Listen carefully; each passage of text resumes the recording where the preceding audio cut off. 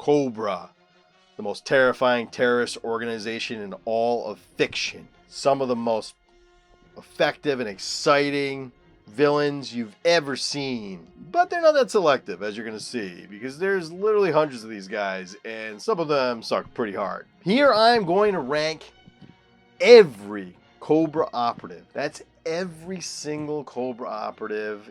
Buckle down, settle in, get yourself a beverage, because this is going to take some time. There's way more of these guys than you think. Rules in place, okay? So we are gonna go ranking every single Cobra operative. This is the most thorough list that you have seen thus far, I think. I have not seen a list as thorough. So this is as many of these as I could come up with. Let me know which ones I missed. Some rules in place here. I am counting Cobra. I am throwing in the Iron Grenadiers because I think they work hand in hand with Cobra, and anybody who works hand in hand with Cobra. I'm not ranking the Dreadnoks. I already ranked the Dreadnoks. You can see that video right here. I am going to rank, so we're going to just, they're kind of like side operators working under Zartan, sort of like subcontractors. I'm going to have to include Cobra La, even though in my headcanon Cobra La is not part of Cobra. But in the canon of the story, they kind of predate and create Cobra. So we'll include them on the list just to be thorough. If it happened in the comic book, I have to include it. If it had an action figure in the Collector's Club or in any version of G.I. Joe, I have to include it. So there's going to be a lot here. So, as with all rankings, what I think I love about ranking videos is that you get this awesome overview of all of the characters in a non-linear way from worst to best, and so it's a fun way to get a lot of information across and really look at Cobra as a whole and see the potential for what could be brought into the G.I. Joe classified line and what should never be brought and never should be seen again, which some of these are pretty shit. Let's get into it. At the very bottom, I am going to put Scalpel. Now, Scalpel is the Cobra surgeon. And, I mean, it's kind of a good idea to have a surgeon. I would argue that instead of having one surgeon, which makes kind of no sense, you really need, like, a medic soldier. So if Scalpel had been a soldier, that would have made a lot more sense. But he's not. He's just like a crazy doctor. You put him in scrubs, and you can see first of all, he's got all of his surgical tools on his chest, which means none of them are sanitary. So this guy should go nowhere near you if you need surgery. I don't think I would trust Scalpel. He also has like some really dumb crap. This is from the, I think it emerges in the Valor versus Venom days. He has sort of saw blade weapon. I mean, like, he's either a surgeon or he's not. I don't really know why this guy is around and why Cobra keeps him in check, but he clearly knows nothing about hygiene, and therefore I don't want him anywhere near me. So get a new doctor. Okay, next in line we have Gristle, one of the worst characters in G.I. Joe history, and like, Gristle is just a white trashy guy, and he's not even like a Dreadnok level of white trash. He literally just looks like the slimy guy with a ponytail that worked at your video store in like 1984. That's what he looks like. He does not look like any kind of soldier, and he's the urban crime commander. That he looks like his name sounds, Gristle. He's just like a slimy dude, and you know, why are you giving kids just like basically a weird creepy looking dude as our action figure? Next we have Rip It. Rip It is a HISS driver. In the comic book, he's given a little bit more to do and eventually is killed for his incompetence. Okay, next in line we have the Night Creeper leader.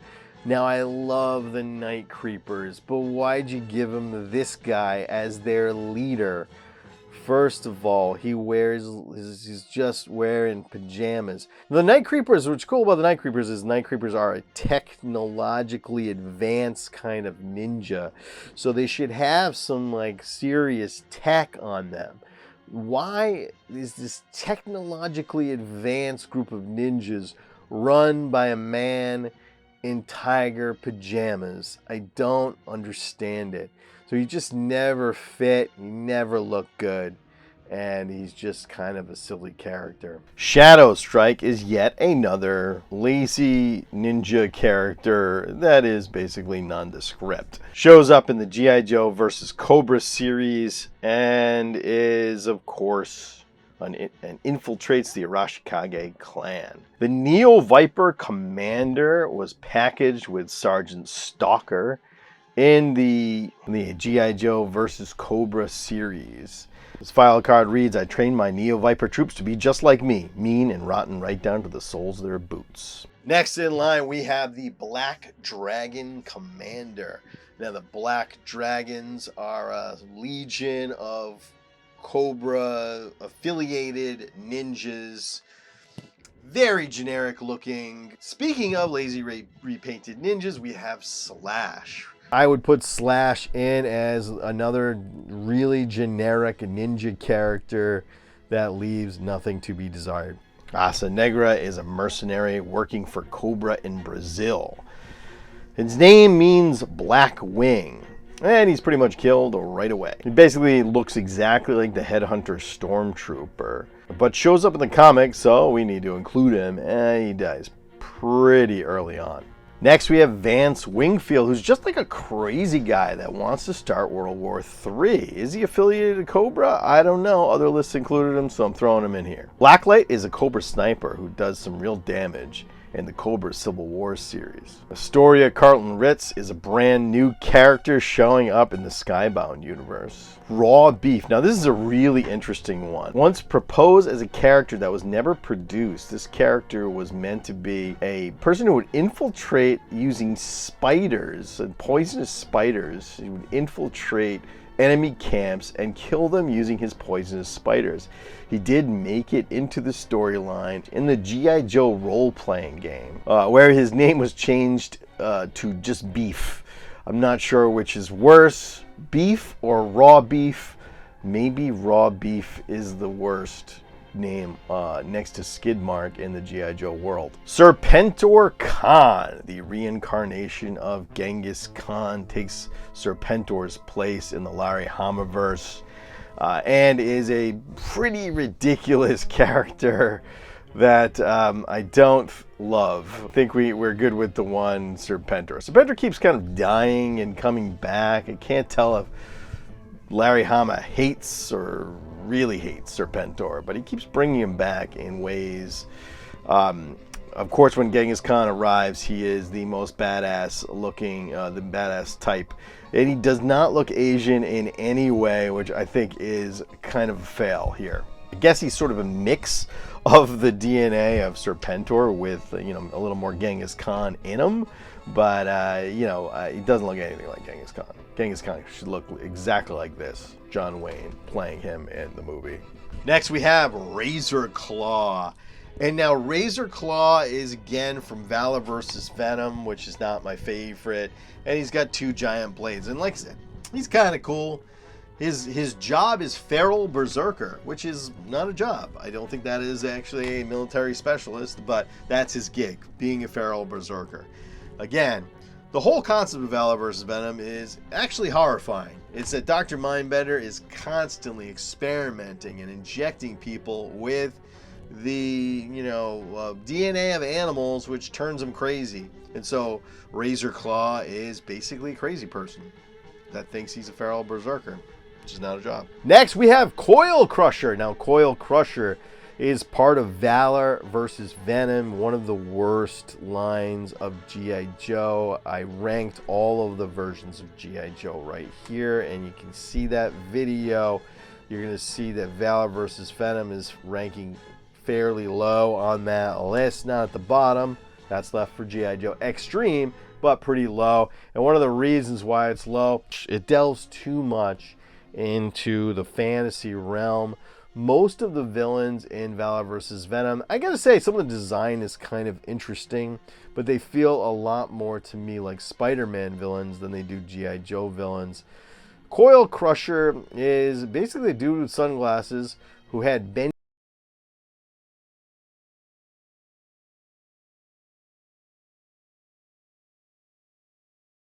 Cobra Corrosion, again, is another collector's club. He's a CBR specialist, which means chemical, biological, radiological weapons. Cobra CBR specialist, Cobra Corrosion, or Corazao, I don't know how you say that. I have no abilities. I'm sorry. I'm very, very, very ignorant, and I cannot pronounce shit. I just don't think he looks very good. You know, I think yellow is not a good color scheme for any Cobra. Next, we have the Python Patrol Boat Pilot, Lightning, or Relampago. He really is seems more like a soldier, but as an individual character, so it must be included in this list. Next, we have Neurotoxin, who is the leader of the Cobra Sand Scorpion forces. Again, Valor versus Venom, not my favorite, but having a scorpion-like character. He is admittedly kind of cool looking, but looks way more like a Spider-Man villain than he does anybody that should belong in G.I. Joe. Next, we have the Python Patrol Sniper, Gatilo. Again, so this is one of the many repaints that from the Collectors Club that turns a character that basically is a soldier into some sort of character. Not very exciting. Next, we have the Iron Grenadiers Frogman Commander. She's basically the undertow officer. But it says she was like almost a mermaid as a kid, living underwater, and then becomes the head of the undertow. Again, more women in Cobra. I'm good with that. Next, we have Cobra Letal. And again, I'm terrible at pronouncing things.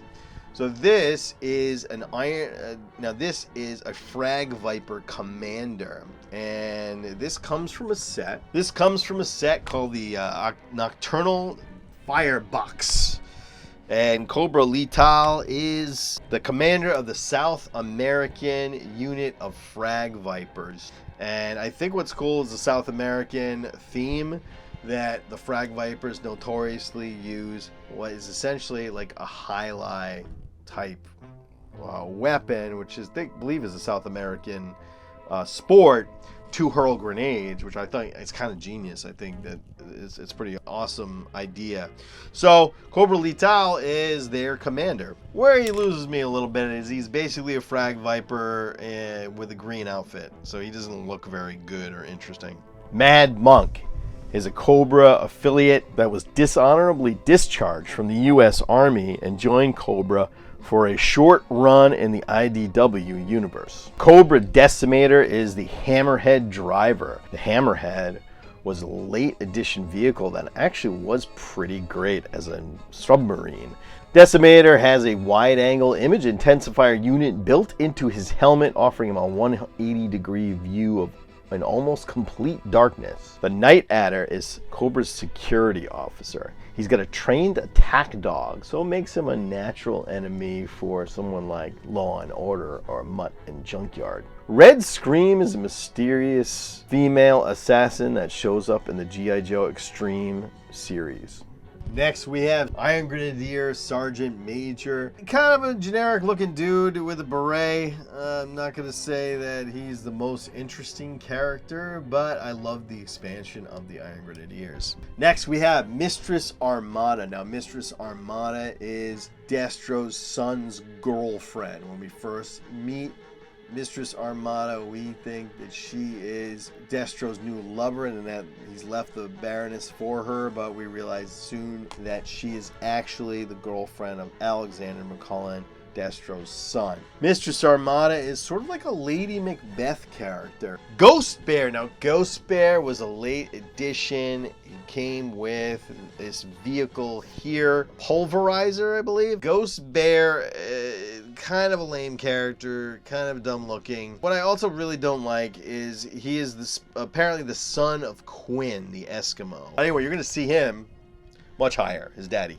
would be higher. I'm not, you know, so the idea of Quinn's son coming up and being, like, does he look Eskimo? Why does he have orange hair? I have no idea what's going on. Next, we have Dr. Biggles Jones. Now, Dr. Bigglesworth is a scientist who works for Cobra, invents some sort of rail gun, and eventually switches, like everybody does, go against Cobra Commander, who does not apparently inspire much loyalty.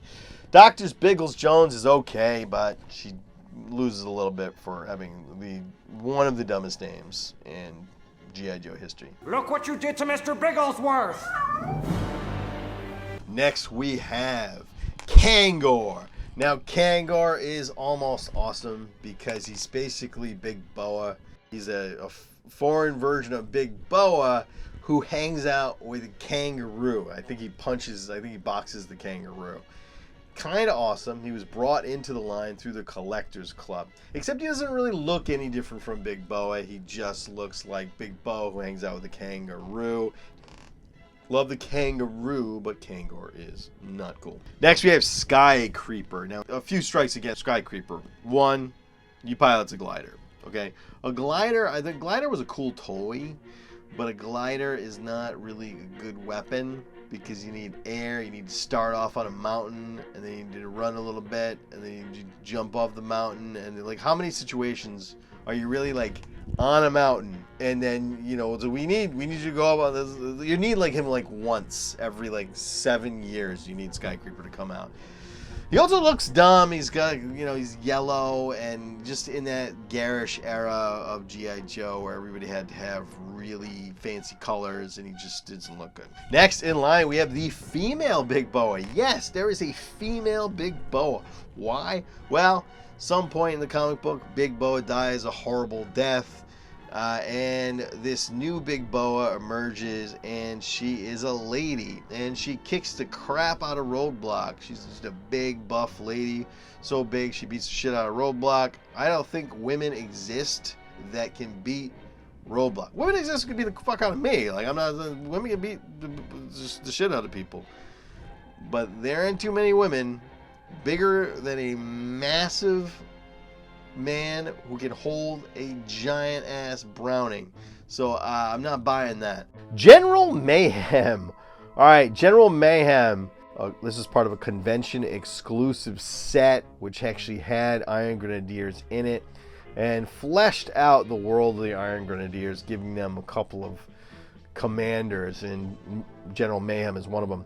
He does look a little bit, and I'm wondering if this was on purpose, Miles Mayhem. So in my headcanon, I think he is Miles Mayhem after giving up on Mask and Venom and not having it work out, and he joins the Iron Grenadiers to work with Destro. I think that's what happens. I think that's who he is. Next, we have Dela Eden. Dela Eden began as a member of the Red Shadows and defected to Cobra, where she was tasked with killing Lady J in a, you know, non-canonical universe. Badass bald lady. I'm a little bitter against her for killing Lady J because that just shouldn't happen. But otherwise, a decent character. Next, we have Overlord. Overlord could be interesting. He's got a little claw hands, and he's sort of a general in the Cobra army, and came with a vehicle that really makes no sense at all. That can sort of like rise up. It's really sort of a dumb vehicle, not very exciting. I did like his little claw hands. I used to make him when we had the Cobra three-way war between the Iron Grenadiers, Cobra, and then Serpentor's version of Cobra. Next in line, we have Alexander McCullen, and this is Destro's son.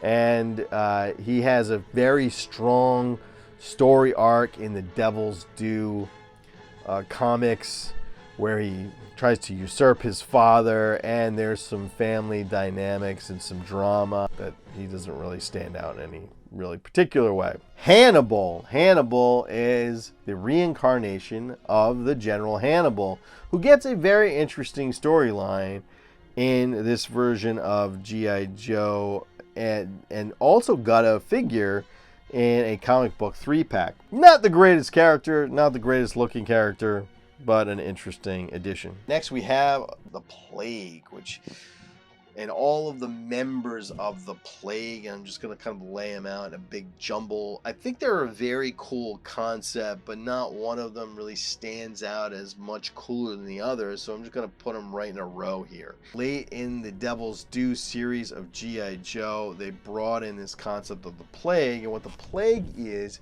a bunch of Cobra soldiers that are sort of elevated to like the best of their lot, and then given status. So Cobra is basically taking the idea of G.I. Joe, taking all these guys from all of his military, units, bumping up the best guys, and putting them into the Plague. And the Plague wreaks some havoc on G.I. Joe. We have Velocity, who's an AVAC. We have Vector, a laser Viper. We're going to put him pretty low because laser Vipers kind of suck. Vanguard, who's a new Cobra recruit. Infrared, a Crimson Guard.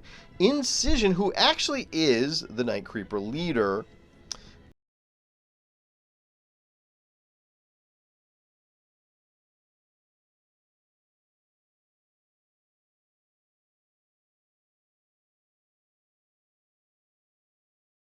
And Bayonet, a Snow Serpent, and finally Guillotine, an Eel. Next we have Munitia. Munitia hangs out with Firefly, and she is sort of a badass girl. She's got a pistol that has a axe blade on it. Kind of a cool looking character, kind of a dumb name. Next we have Zartan, aka Satan. No, the devil has not joined Cobra.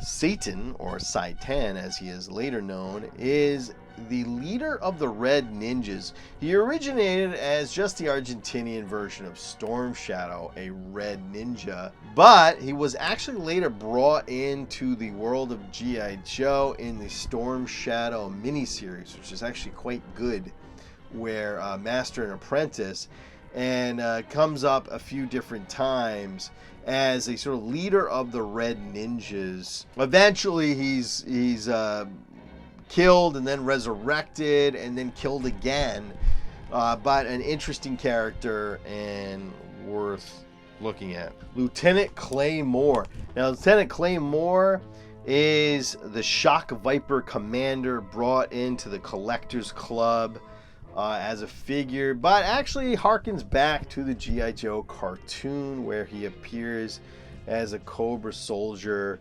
that has a very featured storyline. Brought in later, and as a figure, he becomes the Shock Viper commander. Next, we have Chameleon. Now, Chameleon is essentially a figure released in a 2-pack with Cobra Commander and looks exactly like the Baroness, and is apparently the Baroness's sister. In some versions, this Chameleon is actually a double agent, and that would be something that plays out in the IDW Cobra series, which is massively genius, and you should fucking stop listening to me and read that shit right now. But in the context of here, we still gotta include her because she is featured as an action figure. Master of Disguise, Counterintelligence, looks just like the Baroness. And therefore is kind of a boring repaint of the Baroness. Now these next two come from a set of aerial soldiers sold in a Collectors Club exclusive, and these are officers in the sort of flying legion of Cobra, Wing Glider Legion, the Cobra Black Vulture. The Cobra Black Vulture has a set of wings, basically just like Cobra Black Vulture, but slightly cooler. And I'm going to tell you why he's slightly cooler. We have the Flying Scorpion. And now this guy is a horrifically scarred faced man, and also shares the same glider wings as the Black Vulture. Oddly enough, Black Vulture, white guy. Flying Scorpion, black guy. You'd think Cobra Black Vulture might be black, but no, they flipped that shit.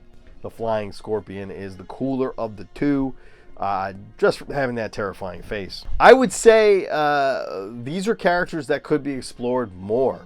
Blackout. Blackout is a Cobra sniper, and what's really interesting about Blackout is he has a connection to other G.I. Joes. He starts out as a G.I. Joe recruit, and then but proves to be immoral and makes some mistakes and is cast away from G.I. Joe and goes to Cobra. It's actually very similar to this character, Fumbles from Robot Chicken. Looks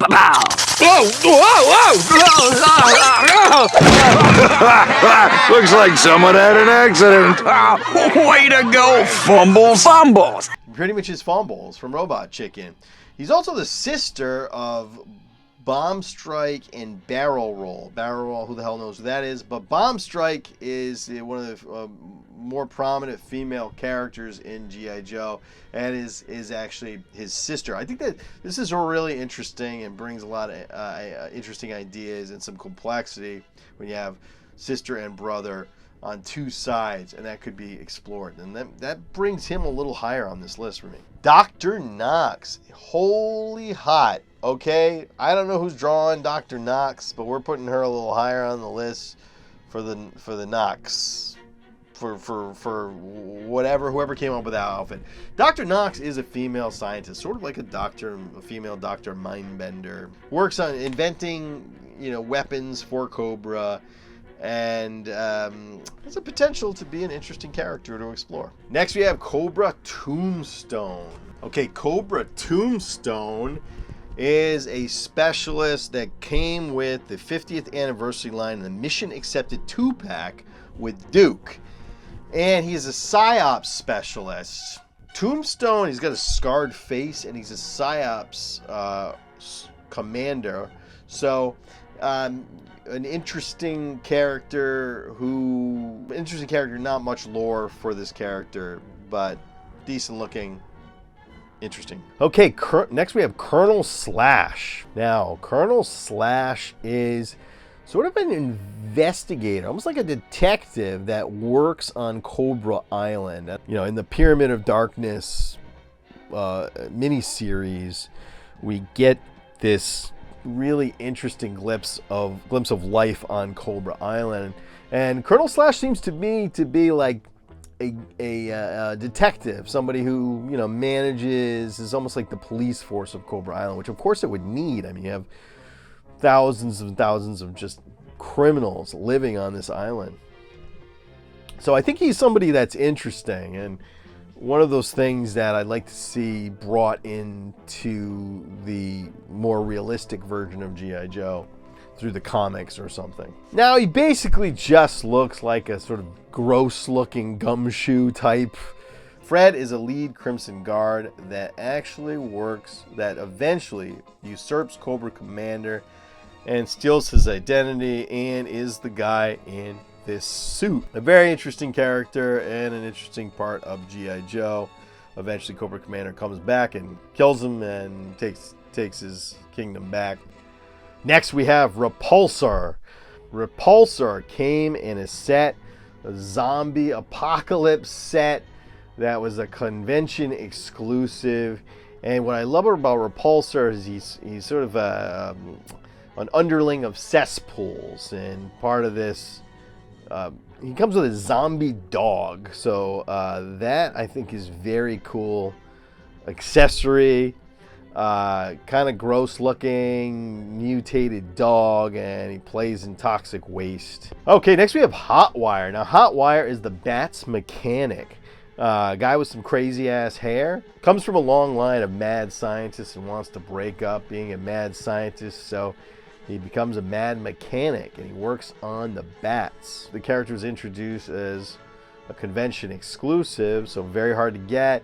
Very minor character. I think an interesting idea though. Next we have Scarface, and Scarface was a soldier in the early days of the comic book. He was a very ruthless soldier, a Cobra officer that had scars down his face and had a pretty decent storyline. Next we have Vypra. Now Vypra is a pilot. Vypra is a really interesting character and plays with a running theme in Cobra, which is that Cobra loves to experiment on their soldiers, and when they experiment on their soldiers, They're completely immoral, and they're not held by any not held by any sort of war conventions. They can do whatever they want.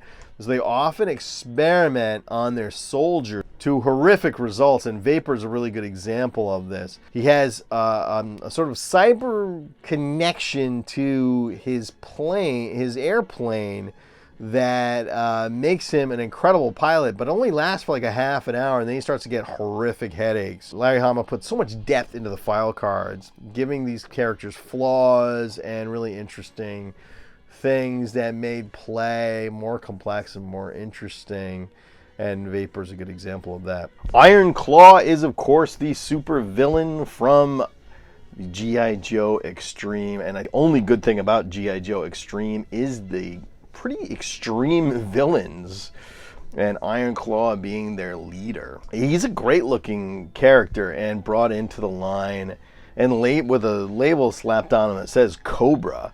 So we gotta put him in here. Next we gotta have Iron Claw. We gotta have Steel Raven. Steel Raven is basically like Iron Claw's Nazi commandant lady friend.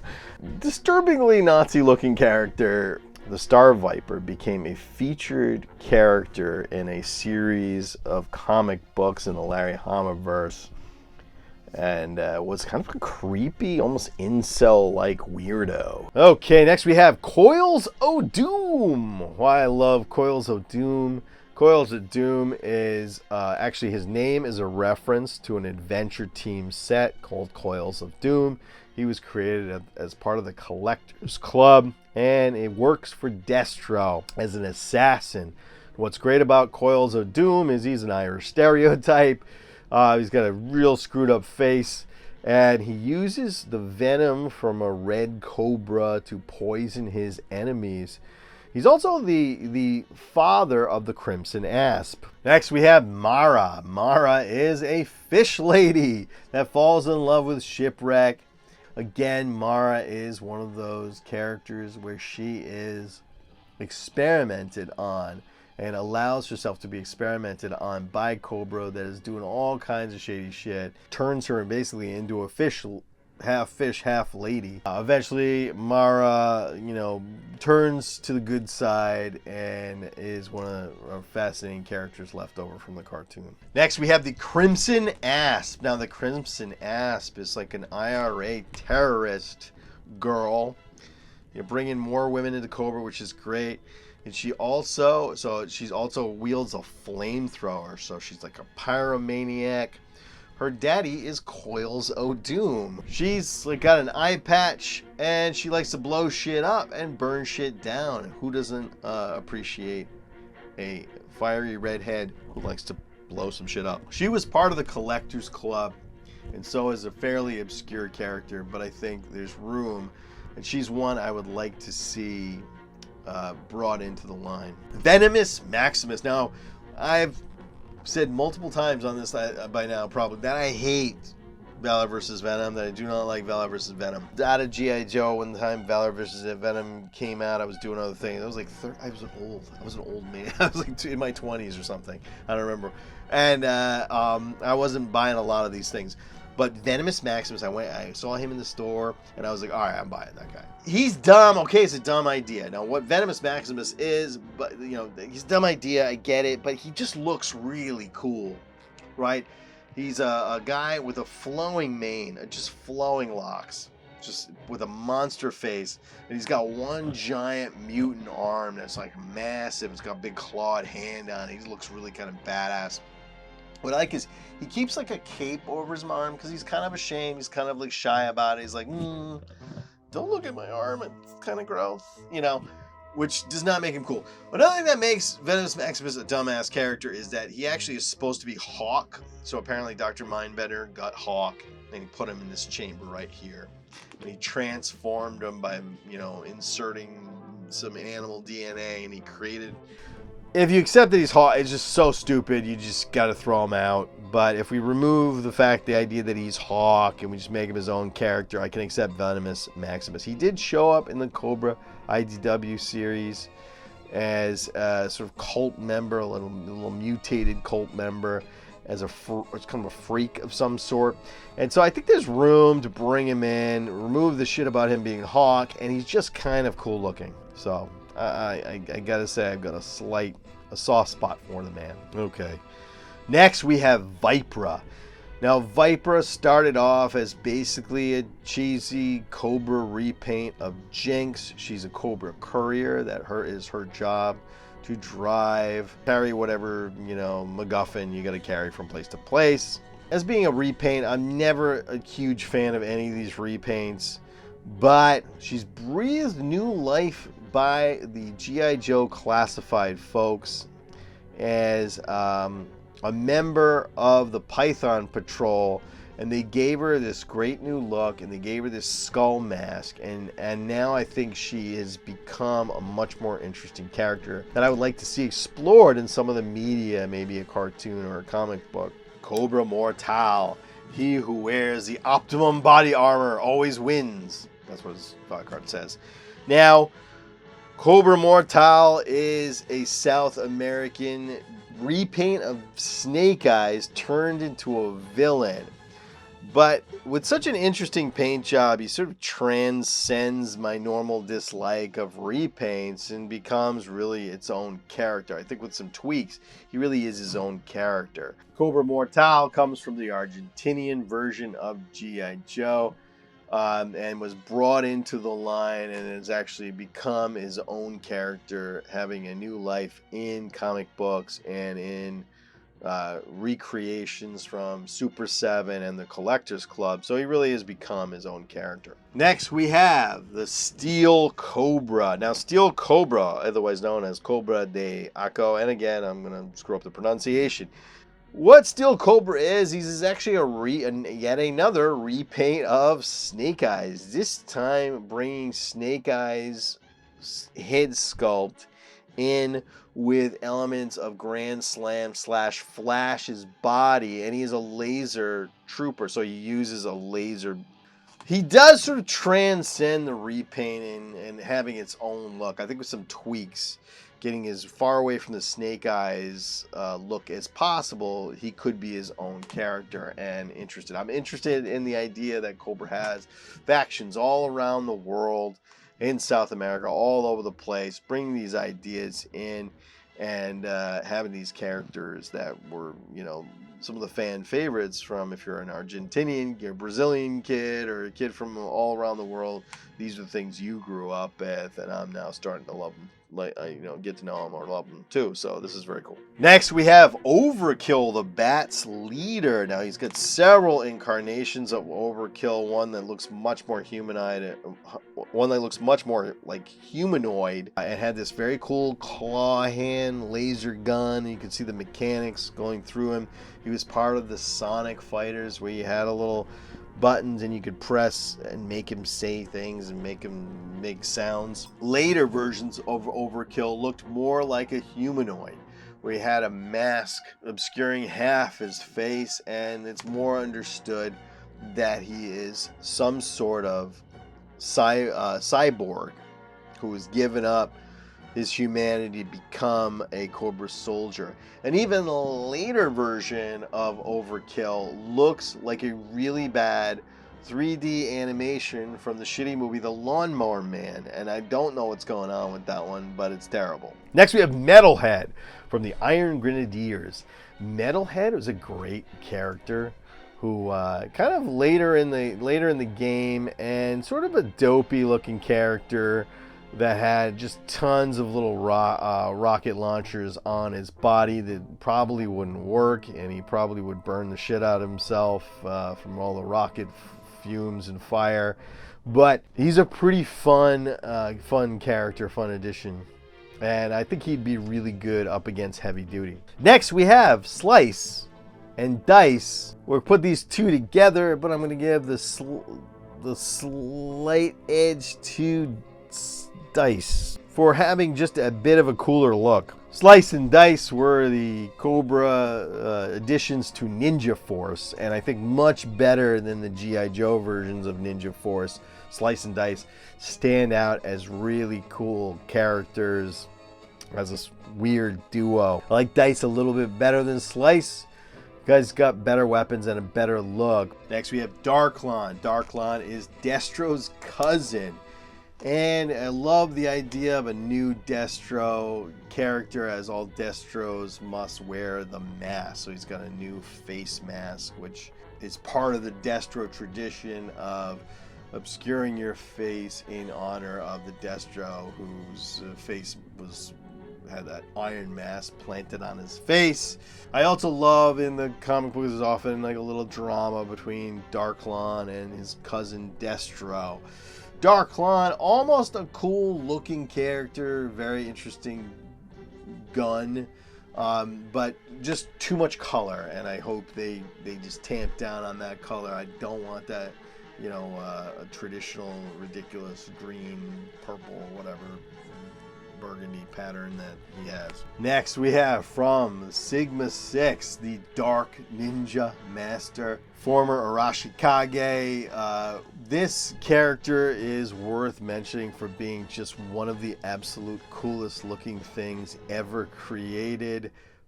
They gotta bring him to the classified line. Absolutely just insane looking, monstrous ninja.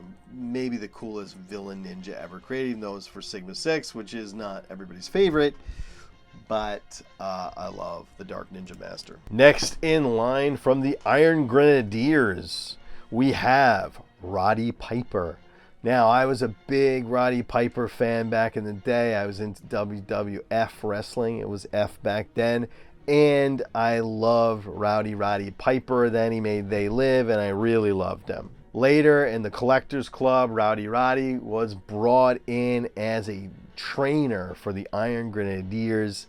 And they gave him Iron Grenadier outfit with a kilt and everything, and that would have been awesome. That would have been such a great thing to do back in the day. Wish they had done it in the 80s when Roddy Piper was alive. He carries a damn condor, which is like a vulture apparently, with him. I love the implication of a man who goes into battle, a general who goes into battle with a bird of prey. That implies that he is just going to sit there and let his bird pick at the dead flesh of anybody killed in that battle, and that's kind of sick. So General Voltar, I'm a big Iron Grenadier fan in general. I guess I didn't mean that. I'm not trying to be punny, trust me. Next we have Skullbuster, one of the most terrifying characters in all of G.I. Joe lore. Skullbuster is the Range Viper leader, and in one of the stories in the Cobra series from IDW, which is a bit darker, like a lot darker, this is talking the gritty reboot of G.I. Joe that makes Resolute look like a Disney movie. Skullbuster is so nasty, he basically takes his men and he drops them off in the middle of the desert near Afghanistan, completely naked, and to the point where they have nothing to survive on, and the one person says one thing against him, and Skullbuster snaps his neck. Skullbuster's so nasty that he actually has his men cannibalize other humans to survive. So there's like part of the trainings, they got to eat some human flesh. But Skullbuster is a really interesting character. They did get a figure in the Collectors Club line. Next we have Crystal Ball. Crystal Ball is often quoted as one of the worst Cobras. I love Crystal Ball, and his file card was written by Stephen King. And the goofy thing about Crystal Ball is he comes with a shield that's supposed to hypnotize you. It was his only accessory, and it's kind of a crappy accessory. I'm really hoping the new Crystal Ball, the classified look, I think there's a real potential for Crystal Ball to be a very creepy and interesting character. Somebody who has crazy psychic powers. That would be something that somebody like Cobra Commander or Serpentor would really want. For me, how I used him is in the World War version of where it was G.I. Joe versus Cobra Commander versus Destro versus Serpentor. He was Serpentor's spiritual advisor. And we have seen a much cooler and creepier version of Crystal Ball in IDW's Cobra series, where he's creepy. He's got like very long fingernails. Looks like you fuck up with that. And he is just like a sort of disturbing guy who actually has real psychic powers. I think there's real potential there. Okay, next in line we have a personal favorite, which is Headman. Now, Headman wasn't really affiliated with Cobra in the comic books or the cartoons. In fact, Cobra Commander is so just say no to drugs that he actually hates the Headman and tries to kill him. Now, I always including him because in headcanon, right, which is where I think we've all discussed that we've discussed and decided that really the real canon that matters is ours. And for me, Headman was just part of Cobra. He was their drugs. You're selling. Cobra Commander would sell drugs. And I think like just any terrorist organization, the number one way you make money is you sell drugs. So I just don't see a world in which Cobra Commander is able to run and buy shit like, the Cobra Bug without actually funding from some nose candy, all right? And so I think Headman is necessary, and I just keep him with Cobra as just like, another way to make some money. But I love this. They made a drug dealer action figure, and he dresses like a pimp. I mean, he's just very cool. I gave him I think it's implied that he has the tips of his shoes would maybe have a sharp point that he could use to poison people or drug them. And he just looks like a pimp. Why he wears a Robin mask, I don't know, but I really, really like Headman. Even the art is just, he looks scummy, which is great. He looks so scummy. Next, we have Stiletto, and Stiletto is really interesting character. She's a woman who is a knife expert. She's got a slash scar down her face that's damaged one of her eyes. And what's fascinating about Stiletto is she's actually a double agent. Sometimes she works for G.I. Joe, but secretly she really all along worked for Cobra. Stiletto was created as part of the Amazon Kindle World series, where Amazon licensed and allowed people to write novels about certain properties. One of those major properties was G.I. Joe, and several novels were produced for the Kindle Worlds about G.I. Joe. One of the best novels was this one, which featured Stiletto, and eventually she was brought into the line as an action figure, voted on by all the people who read all the Kindle Worlds as the favored character to bring in from Kindle Worlds into the action figure line, and she got her own action figure. I think she's a great character. I think she's somebody that the classified series should look as bringing in. I really enjoyed a few years ago when they were taking these really obscure characters like Shooter, Helix, Vypra, and bringing them in, giving them new life, and making them part of the mythology. And I want to see them start doing that again. And she's like number one on my list for that. Next, we have the Interrogator. I love the Interrogator. I think he's one of the very cool late additions to G.I. Joe that stands up as a really interesting character. He is a Cobra torturer. He's an interrogator. Now, I don't know if he tortures people. It's implied that he uses the face plate on his mask. It flashes, and then he uses the flashes to do some weird sort of psyop shit and to get stuff out of you. But he also did come with this weapon that has a machine gun and what looks like basically a blender on the end of it. I can only expect that blender is either there to make his daiquiris or is a torture device. So it seems like this is a guy that understands. I'm, always going to the dark place. Always going to the dark place with G.I. Joe. We're in the dark place. My assumption is this man is putting blades under your fingernails, and he's doing Chinese water torture, and he's waterboarding people, and he's a torturer. So Interrogator is a really interesting character. Wraith is an absolutely fascinating character that I would love to see brought in the G.I. Joe classified line. The rare character that was created very late.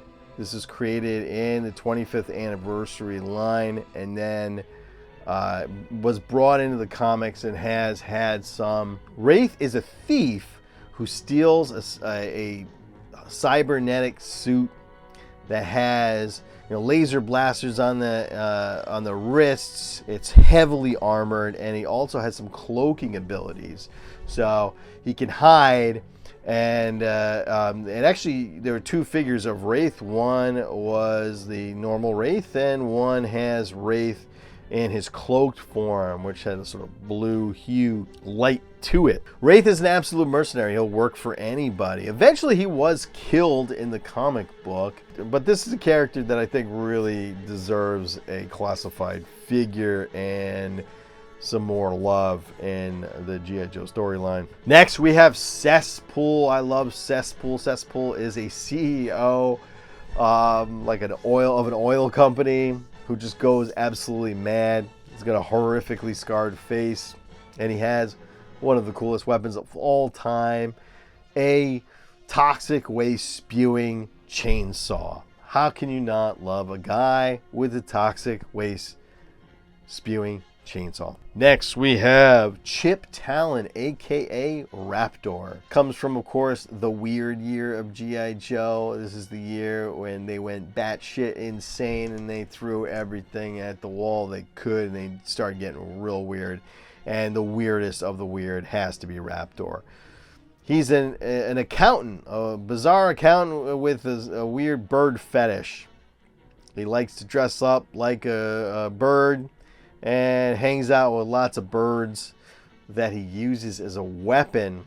I love this like crazy bizarro character. For me, I was less about like this new version of Raptor where he is, you know, basically uses a, you know, wing suit to fly and assault people with his claws. I always thought of Raptor as a guy who used birds as a weapon and had just, you know, hundreds of birds in cages and would unleash them on you. It makes no sense at all, but you can't deny it's fun. Next we have, this is probably the newest character to be this high on the list. Has to be Shadow Tracker. Shadow Tracker, it arrived in the Pursuit of Cobra, which is actually one of the greatest bits of, probably one of the great reboots of G.I. Joe. Possibly the best reboot of G.I. Joe, other than maybe G.I. Joe Classified, has to be the Pursuit of Cobra line, which created so many great designs for our favorite characters, but also created this character, Shadow Tracker. He's a jungle specialist and just came with he looks absolutely terrifying. He looks like Predator, and he's got this crazy loadout of spear and a blade and you know, a flail and a net for capturing people, and just this sort of jungle specialist really plays into being one of the more interesting looking characters. Now, he doesn't exist really in any media. I've yet to see him show up in a comic book or a cartoon, but he's somebody that needs some exploration in some sort of media. Wild Weasel. Wild Weasel, the pilot of the Rattler. There's a issue of the Larry Hama run of G.I. Joe in which Wild Weasel and Ace have a battle that basically ends in a draw, and they just fly away with all their weapons spent and just honorably just salute each other as two combatants who have fought well. And that memory sticks out and makes Wild Weasel really interesting. Wild Weasel also is interesting in that he has, according to the file card, has a speech impediment, some sort of accident that happened in flying. Next we have G.I. Joe's Florida Man, Copperhead. Has one of my favorite file cards of any G.I. Joe character. What I love about Copperhead, he's just a slimy guy who liked to race, and now he's stuck working for Cobra to pay his bills. He's got a gambling problem. For me, he always felt like a bulky, tough guy. I always felt like he was a little bit bigger, a little stockier than your average figure. And so he was like a strong man. Next, we have Dr. Venom. Dr. Venom from the early days of G.I. Joe, pre-Dr. Mindbender, before we had Dr. Mindbender to come up with crazy whack shit. We had Dr. Venom, who created the brainwave scanner. Dr. Venom was a great character who's basically just like the first mad scientist Cobra ever had. He was really evil, really mean, ended up killing the character Quinn. Dr. Venom killed Quinn. Quinn unleashed a grenade and killed Venom.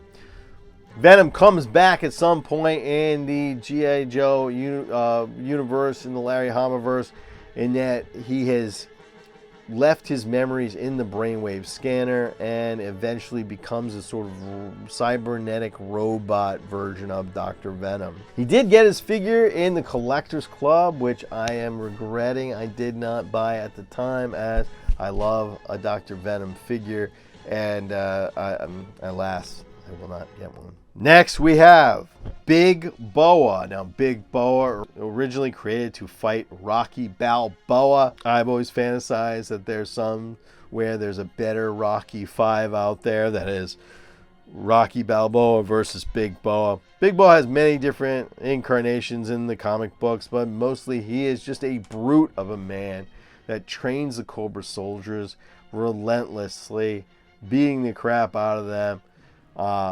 And he's just a massive brute of a man. Croc Master. Now, Croc Master is a fascinating character who dreams green dreams and thinks like a crocodile. He mostly populates the underground tunnels of Cobra Island, where anybody caught trying to sneak in will meet with an army of horrifically trained crocodiles. One of the scariest characters in Cobra. Okay, next we have Golobulus, played with glorious malevolence by Burgess Meredith in the G.I. Joe movie. Golobulus is the leader of Cobra La and was a very cool figure. He had that little snake body that barely moved. It was like you wanted it to move, but you really, you kind of bent it, had like a wire in it, and then it immediately just snapped back into place. So he wasn't like the greatest figure, but I just remember loving the character from the movie. That Burgess Meredith's voice sells it. Okay, next we have Nemesis Enforcer. Total badass. I love the way his file card reads. He's the stuff of sort of legends, and how he inspires myth. This is like, the file cards were written so well back in the day. We got some really good and really interesting things, and this was one of the better written ones. I love the figure lacked something. This new one here is quite amazing, and I will say definitely is the Cobra Nemesis Enforcer that you wanted. Again, I'm not like, Cobra Law is not necessarily how I see Cobra. I prefer my Cobra Commander to be megamaniacal sociopath who started Cobra by selling Amway products. I'm not so interested in the Cobra Law mythology, but I do kind of love it, and therefore Cobra Nemesis Enforcer is like an incredible and exciting character. Next we have Scrap Iron. Scrap Iron, one of the best bits of writing in Larry Hama's file cards, which is full of incredible bits of writing, is the file card for Scrap Iron that says he wants to blow up the world. That's how mad this man is. I love the new version of Scrap Iron where they give him, his helmet comes off showing a horrifically scarred face. For me as a kid, he had this, in addition to having his little drone on a stand, he had the remote control for it, which was wired. For me, I don't know, but you did this too. I bet you did. There's no way I'm the only person who did this. That thing was an electrified whip. So I used that as an electrified whip, and that just made him even cooler. So Scrap Iron is definitely high on my list of the coolest characters in Cobra. Next we have the Cobra Emperor, Serpentor. In the cartoon he's really annoying and I hate him, but in the comic book Serpentor is one of the best characters in the entire storyline. Gets some of the best writing in Larry Hama's entire catalog. He's shot in battle and he just like sticks knife in the wound, cauterizes the knife in fire, and takes the bullet out and rushes back into battle, inspiring the troops, inspiring love, and also the ire of Cobra Commander. And his most fascinating bit, Serpentor talks about how he witnesses the invention of pizza. If you really get into Serpentor, you'll find that he's one of the most fascinating characters. If you look at all of the weird, crazy wackos who make him up, which you can see in this video right here, you will see he is one of the weirdest characters in all of G.I. Joe history. And that's why I love Serpentor. Next, we have Pythona, one of the coolest characters in all G.I. Joe history. She's yet another badass woman. Love the way she breaks into the Cobra headquarters. Love all these really cool weapons that she uses. These that created from creatures that she can throw and hurl at people, and cuts people with her claws. And she's just a really cool looking character, one we need. I hope she's next in line for Cobra La to enter G.I. Joe Classified, because she's one of the coolest. Next we have the Mad Dr. Mindbender. Who can't love, how can you not love somebody as crazy as this man? First of all, he's just batshit insane. He looks absolutely insane. He's completely jacked. He doesn't wear a shirt. I can't figure out why. He wears a cape and a monocle. His history is really interesting too. He's a crazy dentist trying to relieve everybody's pain. He experiments on himself. His mind goes all wacko, and now he starts inventing weird shit. And that is the story of Dr. Mindbender.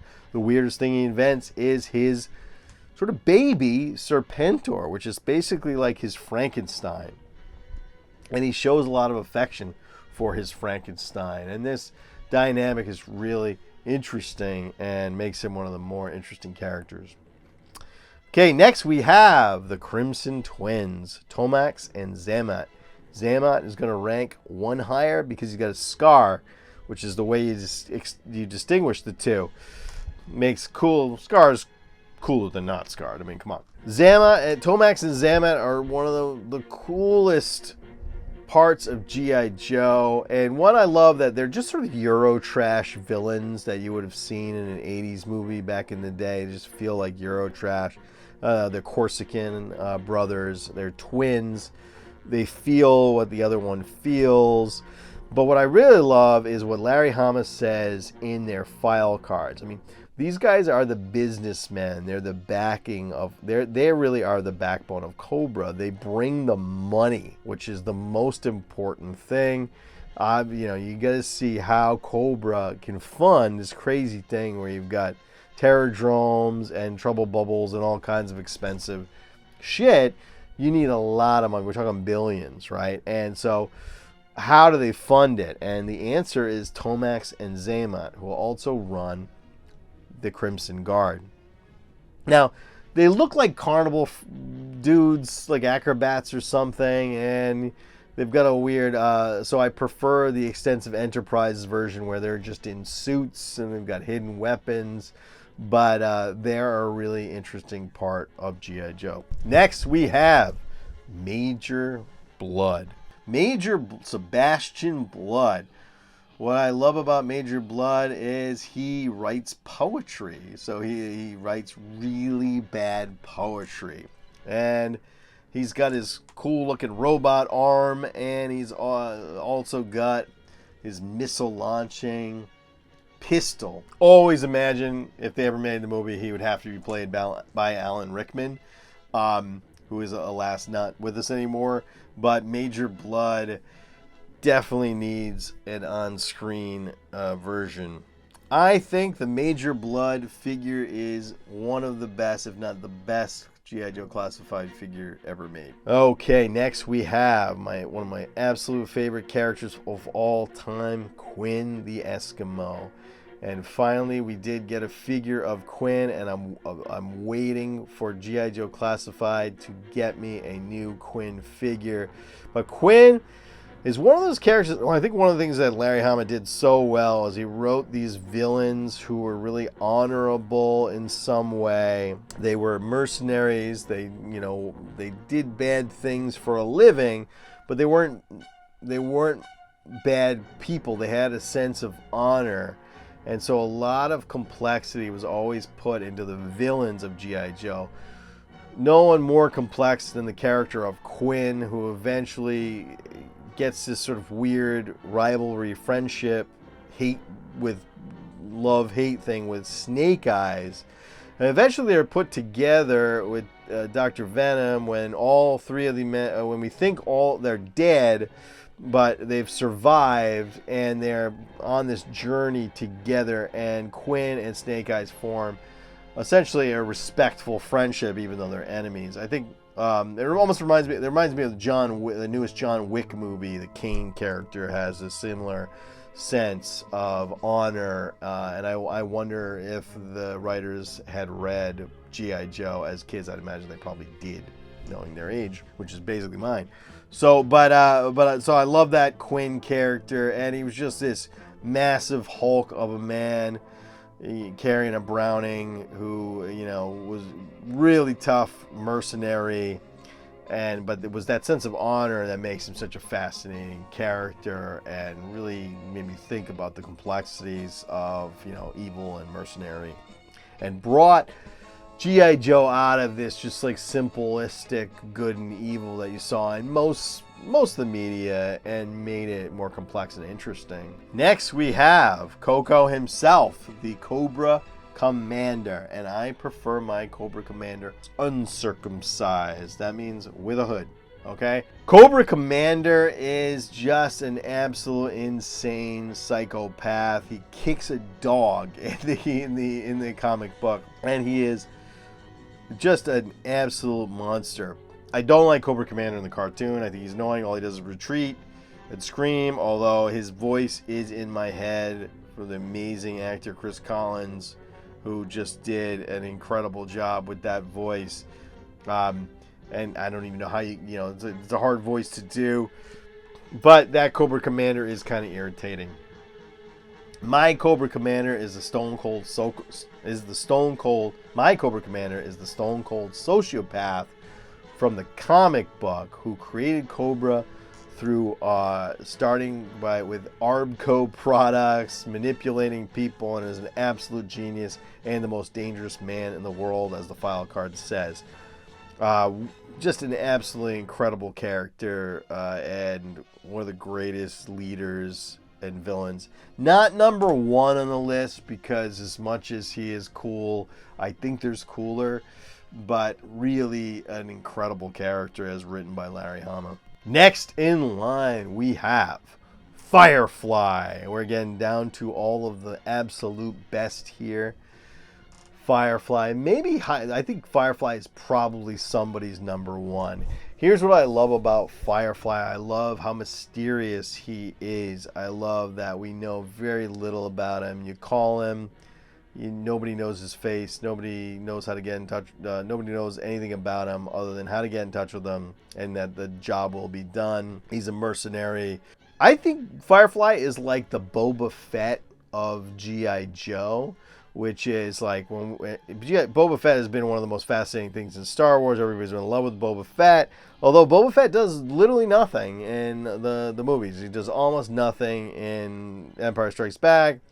In Return of the Jedi, he shows up for 5 minutes. He dies like a bitch in the Sarlacc pit. Firefly is similar. He doesn't ever show up much in the cartoon. Very, very rarely does he show up or do anything of significant. In the comic book, he barely shows up until later, and then I kind of don't like him anymore. I think it's one of those things where it's just similar, like when you throw in Boba Fett, the TV show, you take all the mystery out of this really mysterious character and you make him kind of lame. Later on, when they make him a ninja, they give him a green suit with a baseball cap on it, and he starts doing shit like standing on the shoulders of red ninjas and creating the scorpion pose, which would easily be murdered by anybody and knocked down by basically anyone who can sweep a leg. It's just, he just becomes dumb. And to me, the later version of Firefly is Larry Hama trying to recreate the early successes of what he did with Storm Shadow and Snake Eyes in this, with Firefly, one of the most mysterious characters. And I just prefer him to be mysterious. I think he's better left mysterious. So for me, Firefly is a mysterious guy who throws hot dog explosives at people, and that's that, you know. Number 4, we have Storm Shadow. Now, Storm Shadow, a Cobra Ninja. This introduced me to ninjas and the concept of ninjas as a kid. And I remember seeing him in the store, and he had just a ton of weapons and was just one of the most fun things to play with. Later on, though, he becomes one of the most fascinating characters in all of G.I. Joe, in that he's just sort of this obsessively vengeful. When you think about what he goes through to get his revenge on the people that killed the Hard Master, to figure out who it was who killed the Hard Master and get revenge on him. How many people did he kill? How many horrific things did he do to get to his position with Cobra? How many assassinations did he carry out? How many innocent people did he murder? So he's like, eventually he switches to the G.I. Joe side. When you think about all that, he would have had to do so many horrific things to get there. He just becomes this really morally great character. Later on in the comic books, he's often so, torn by his past. He's on the verge of suicide, like in the Master and Apprentice series, where he gets a girlfriend, trains her to be a ninja. Cobra takes her, Satan takes her, tortures her, turns him against him, and then he just wants to die at the end of that.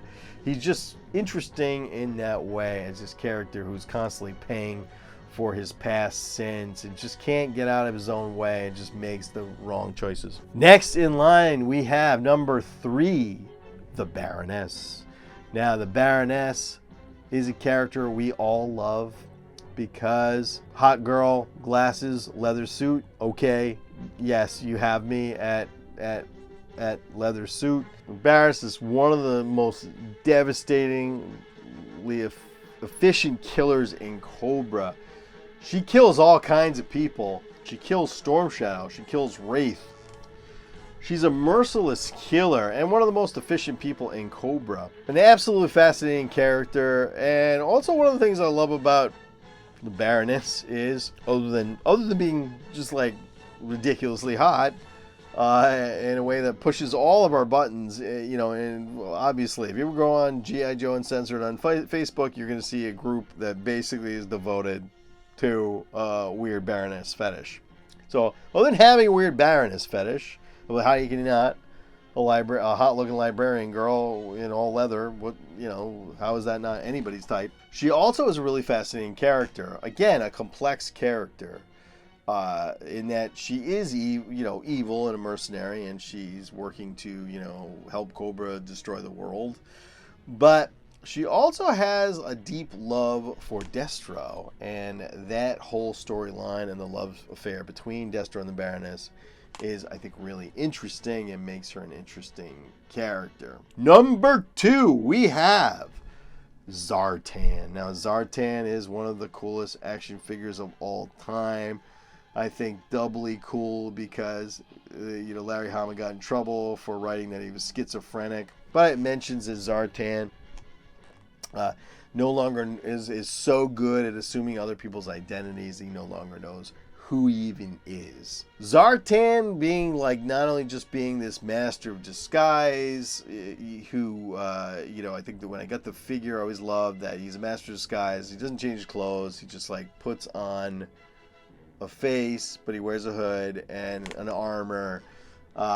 But he can change his color. So this that color change effect was one of the coolest things you had as a kid. You put him in the sun and he turns all green. But Zartan's whole mythology, I think, is really interesting in that he has one of the most interesting arcs in all of the story. One as the leader of the Dreadnoks and just controlling them and holding on to power when somebody like Zanya, his daughter wants to take that power, or he's struggling with Zarana, or he's messing with the fact that they're all, kind of morons that are, coked up on donuts and grape soda. It makes him really interesting.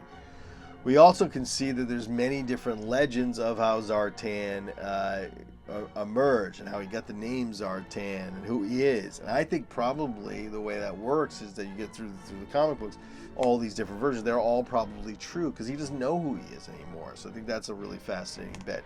And then there's, of course, this whole storyline where Storm Shadow wants to kill him because he is the man that killed the Hard Master.